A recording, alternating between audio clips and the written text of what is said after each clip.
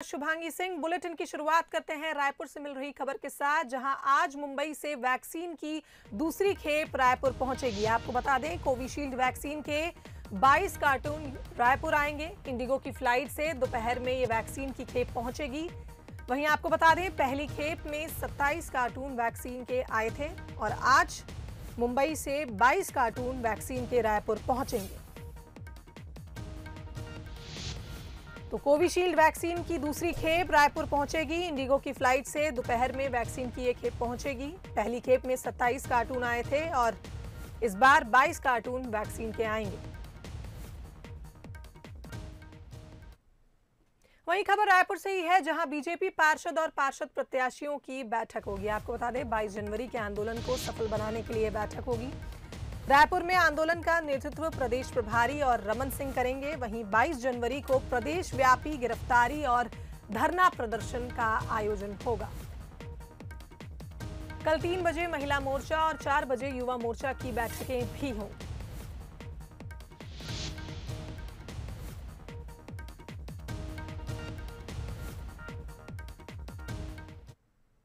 Chhattisgarh BJP अब आक्रामक mode में आ गई है। नई प्रभारी ने संगठन में जोश भरने के लिए एक बार फिर 22 जनवरी को सरकार की घेराबंदी का ऐलान किया है।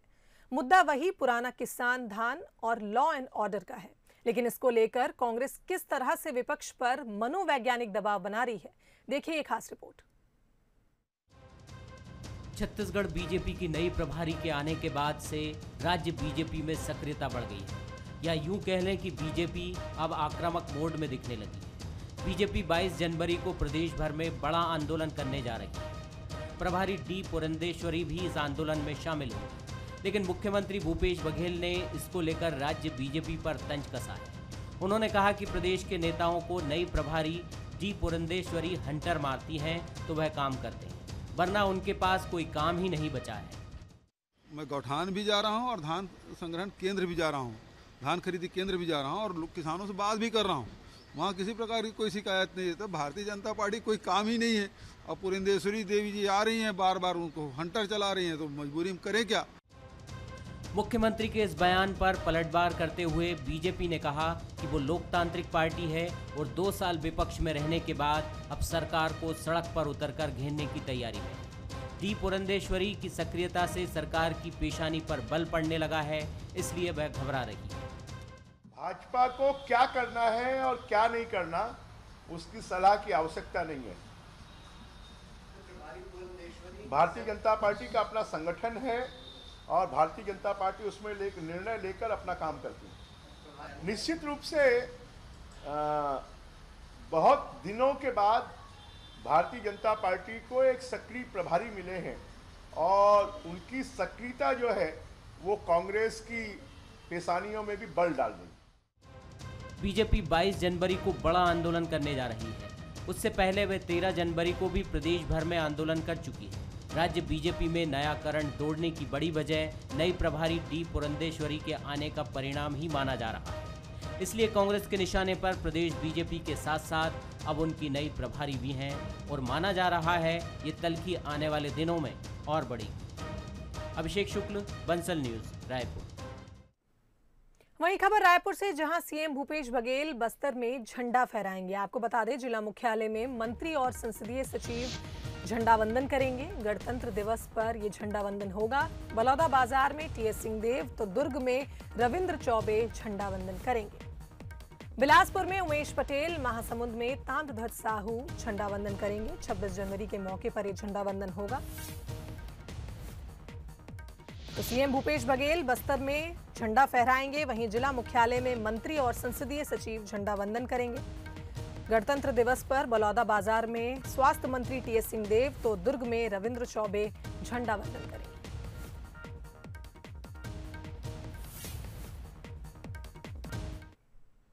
जगदलपुर में एक दिवसीय दौरे के दौरान राज्य महिला आयोग की अध्यक्ष किरणमयी नायक ने कई गंभीर मामलों की सुनवाई की। उन्होंने जिला कलेक्ट्रेट में 84 मामलों की सुनवाई की। इस दौरान उन्होंने एक महिला को सहायक शिक्षक पद पर अनुकंपा नियुक्ति देने के आदेश के साथ ही अपने बेटे को खो चुकी एक मां को 50,000 रुपए आर्थिक मदद देने का भी आदेश दिया।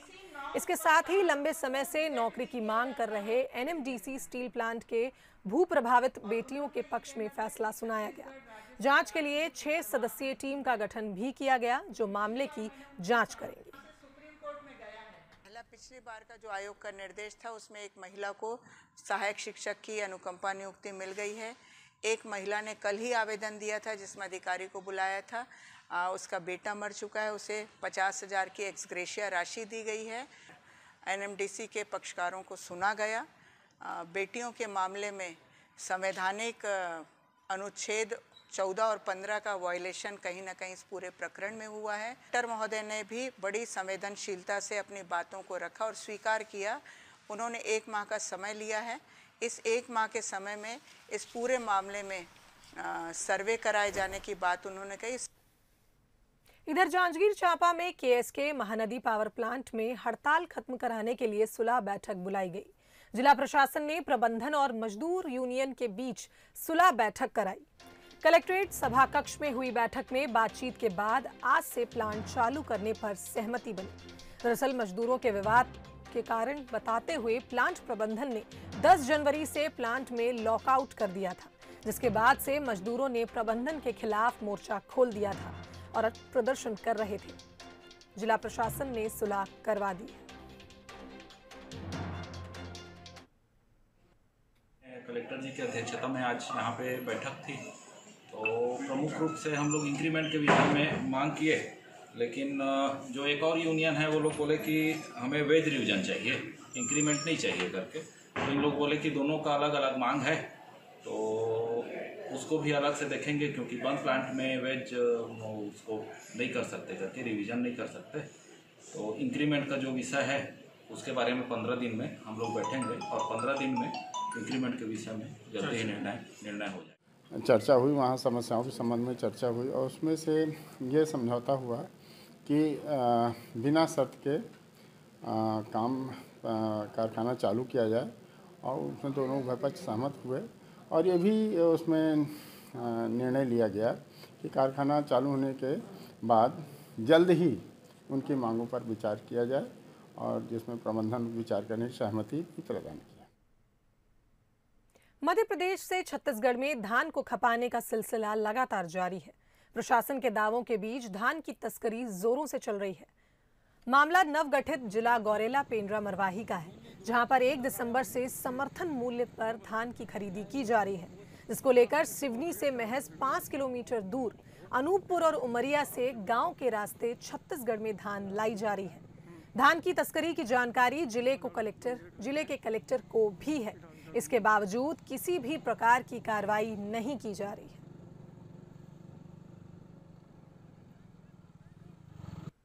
कहाँ के रहने वाले हो आप? सिवनी। क्या है इसमें? धान। कहाँ से लेके आए? यहीं से। कहाँ से? नदी किनारे से। नदी के उधर से? उधर से नहीं, मध्य प्रदेश से। मध्य प्रदेश नहीं, फोटो है हमारे पास। ठीक है ना, बताइए ना कितना माल है? 50। एमपी बस में गुजर उस पार एमपी है। कितना दूर होगा दूरी में? यहाँ से आधा किलोमीटर। यहाँ पर ये चलता है, एक सफेद गाड़ी आती है यहाँ पूरा रोड में, वो 1 किलोमीटर से पूरा देखता है। पता चला कि यहाँ सुनसान है, गाड़ी नहीं है, उसके बावजूद वो मोबाइल में फोन करता है तो फिर वो 7 गाड़ी इकट्ठा निकलती है। पिकअप में रहता है, एक 407 में रहता है, एक 907 में रहता है। इधर गरियाबंद के देवभोग में तेंदुए की खाल को बेचने के फिराक में घूम रहे 2 तस्करों को पुलिस ने गिरफ्तार किया। मुखबिर से मिली सूचना के आधार पर पुलिस ने उड़ीसा से आ रहे 2 लोगों को धुपकोट के बांध के पास मोटरसाइकिल में खाल बेचने के दौरान गिरफ्तार किया। आरोपी खाल को बेचने के लिए ग्राहकों की तलाश कर रहे थे। पुलिस ने वन्य जीव संरक्षण अधिनियम के तहत कई धाराओं में अपराध दर्ज कर लिया।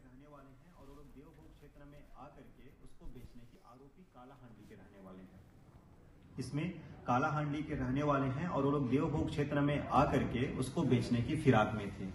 बाकी कहानी में जैसे आप सभी लोगों को पता है कि उन्होंने स्वयं ही मारा और बेचा था। इसमें जो बात सामने आई है, इन्होंने मारा नहीं है, इन्होंने किसी और से खरीदा है। मुंगेली के रेहुटा में एक युवक की हत्या का सनसनीखेज मामला सामने आया।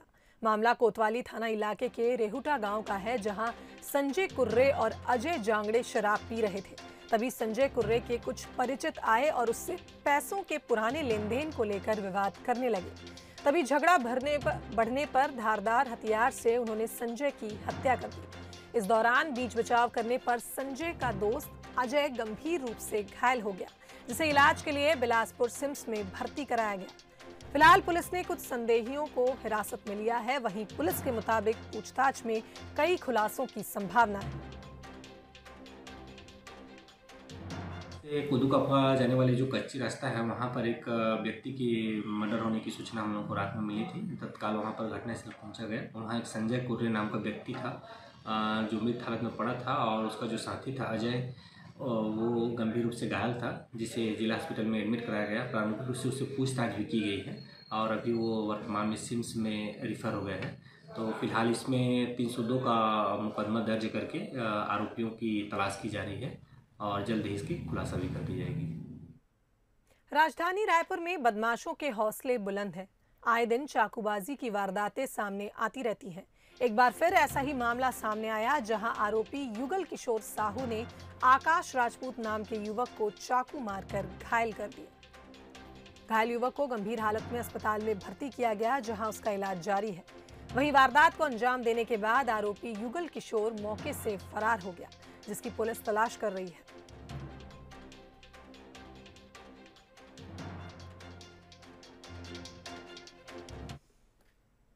जिस नक्सल नीति के तहत छत्तीसगढ़ में हजारों नक्सली आत्मसमर्पण कर चुके हैं, उसी पर अब सवाल उठने लगे हैं। दरअसल 18 जनवरी को रायपुर में आत्मसमर्पण कर चुके नक्सलियों ने प्रदर्शन किया। योजना के सही इंप्लीमेंट नहीं होने से सरेंडर करने वाले कई नक्सली दर दर भटकने को मजबूर हैं। देखिए ये रिपोर्ट।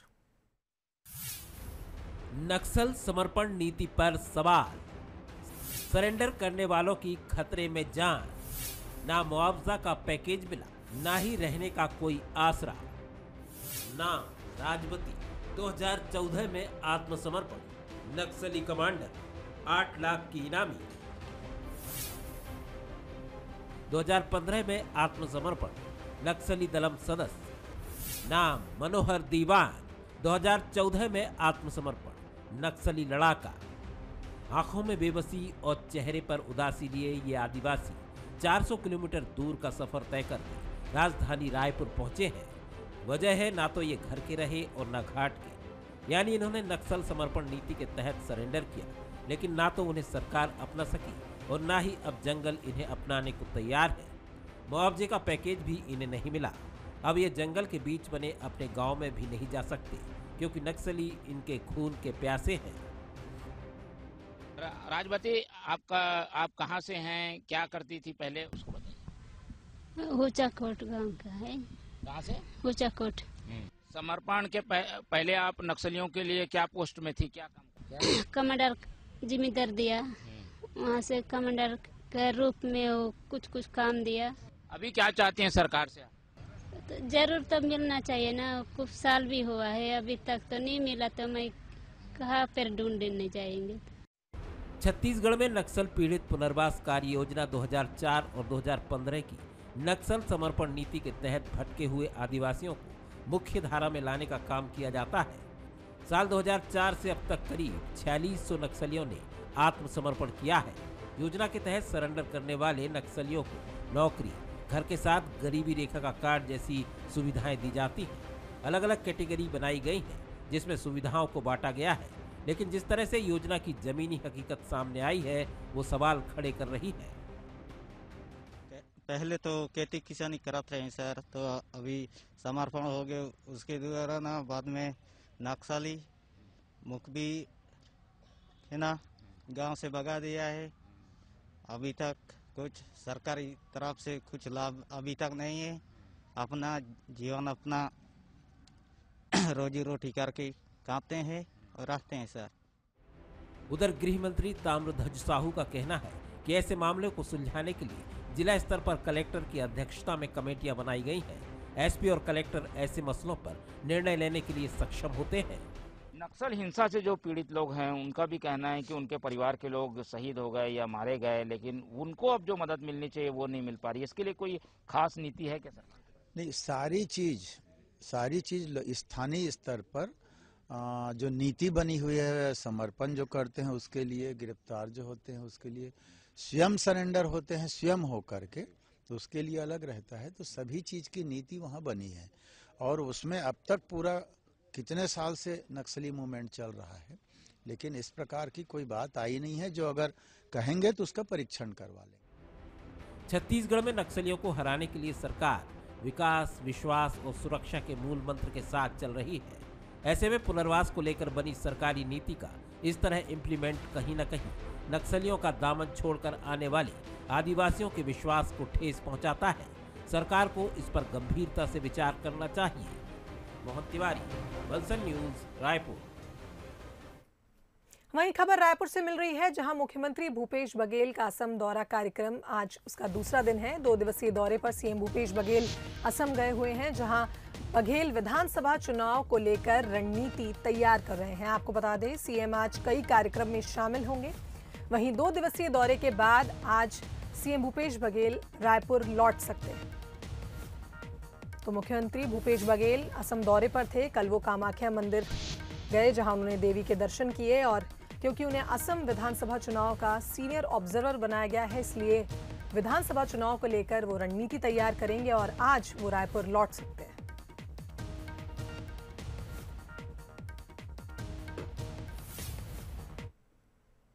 बीजापुर का जैतालूर गांव, जो सालों से आस्था के अटूट विश्वास का प्रतीक है, ये गांव कोदई माता के मेले के लिए प्रसिद्ध है। आज से यहाँ विशाल मेले का आयोजन होगा। 150 साल पहले इसकी शुरुआत एक भोयर परिवार से हुई थी।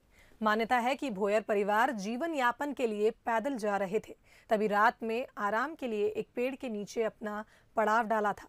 रात में भोयर परिवार के मुखिया को सपने में माता जी के दर्शन हुए थे। सपने में माता ने जमीन के अंदर विराजमान होने और वहां से निकालकर लोक कल्याण के लिए स्थापित करने की बात कही, जिसके बाद आज भी वहां पर मेले का आयोजन किया जाता है। नहीं लूंगा कितना का? ये 3 दिन का मेला लगता है जी। क्या क्या पूजा विधान रहता है आप लोगों का? हम लोगों का पूजा तो बस कुछ नहीं है। पहले करते हैं जगार, जगार के बाद हम लोगों का पंडम होता है, पंडम करने के बाद मेला करते हैं। यहाँ महाराष्ट्र से भी आते हैं, आंध्रा से भी आते हैं, और ये क्या बोलते हैं उड़ीसा आते हैं, सब आते हैं। लेकिन सब जिनके पास शक्ति है वही आ जाता है। बाकी देव यहाँ इन माता जी के पास नहीं आता है, शक्ति वाले आ जाते हैं।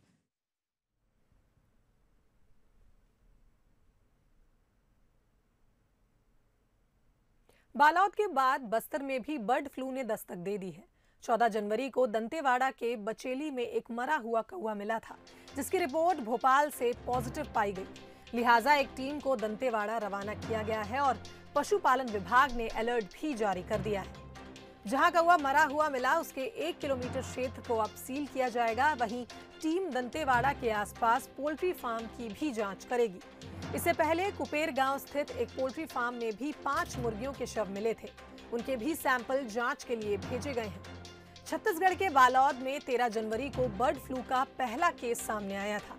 इसके बाद से डोंडी ब्लॉक में गिधाली क्षेत्र के 1 किलोमीटर में कबूतर और पोल्ट्री फार्म के मुर्गियों को प्रशासन के आदेश पर दफनाया जा रहा है।